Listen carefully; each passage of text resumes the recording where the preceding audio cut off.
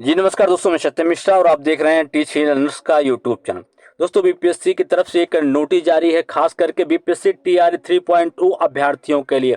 इसमें कुछ चेतावनी भी दी गई है अभ्यर्थियों को। चलिए इस पूरे नोटिस को हम कंप्लीट तरीके से देखते हैं क्या कुछ खास है, और इस वीडियो में दोस्तों आपको बताएंगे कि सीटेट जनवरी वाले जो अभ्यर्थी हैं उनका क्या, उनके बारे में भी चर्चा करेंगे यहाँ पे। तो सबसे पहले मैं आपको दिखा दूं कि जो बीपीएससी की तरफ से नोटिस जारी हुआ है इसमें क्या कुछ चेतावनी दी गई अभ्यर्थियों को। तो सबसे पहला जो पॉइंट दोस्तों आप यहाँ पे देख पा रहे होंगे, यहाँ पे कहा गया है कि अभ्यर्थी परीक्षा प्रारंभ होने के 2 घंटा पूर्व ही परीक्षा केंद्र पर पहुंचना सुनिश्चित करेंगे।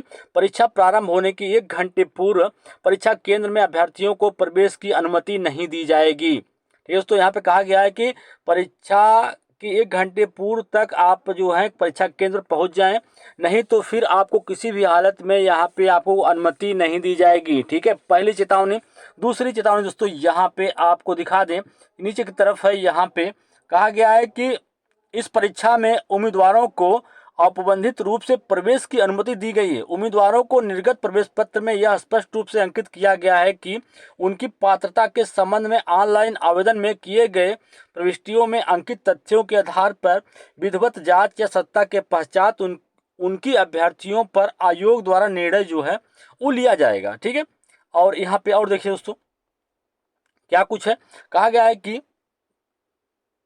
आवेदन में अंकित तथ्य किसी भी समय जांच के क्रम में अन्यथा पाए जाने की स्थिति में संबंधित उम्मीदवार की उम्मीदवारी रद्द कर दी जाएगी।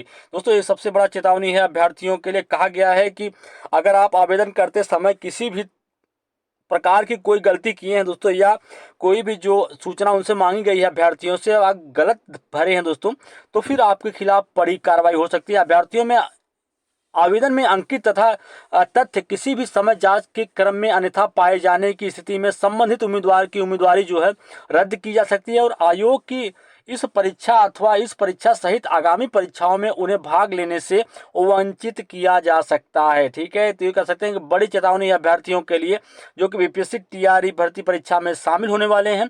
कहा गया है कि अगर जो आप आवेदन किए हैं, अगर उसमें किसी प्रकार की कोई गलती की है दोस्तों, ठीक है, कोई भी डॉक्यूमेंट फर्जी लगाए या किसी भी तरीके से कोई गलती की है, तो फिर आप बिल्कुल सावधान हो जाइए, क्योंकि आपके खिलाफ एक बड़ी कार्रवाई हो सकती है दोस्तों।